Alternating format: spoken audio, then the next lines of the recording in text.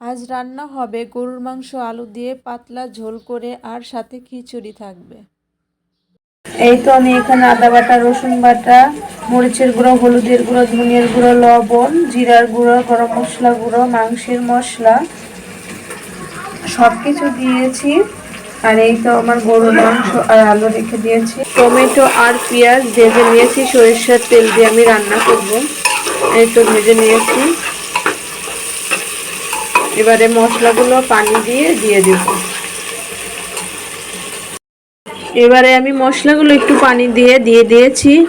এবার মশলাগুলো আমি ভালোভাবে কষিয়ে নেব। এই তো আমার মশলাটা ভালোভাবে কষানো হয়ে গেছে, তেলটা ছেড়ে দিয়েছে। এই তো কষানো শেষ।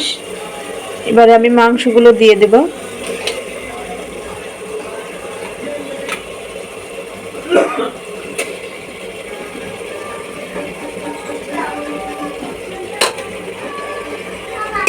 মাংস দিয়ে আমি আবারও কষিয়ে নেব।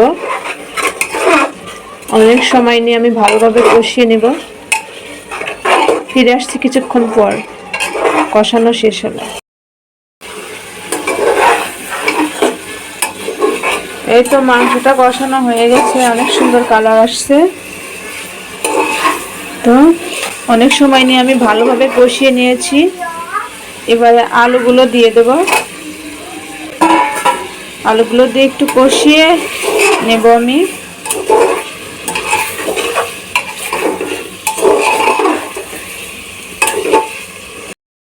এই তো গরুর মাংস রান্না, আলু দিয়ে।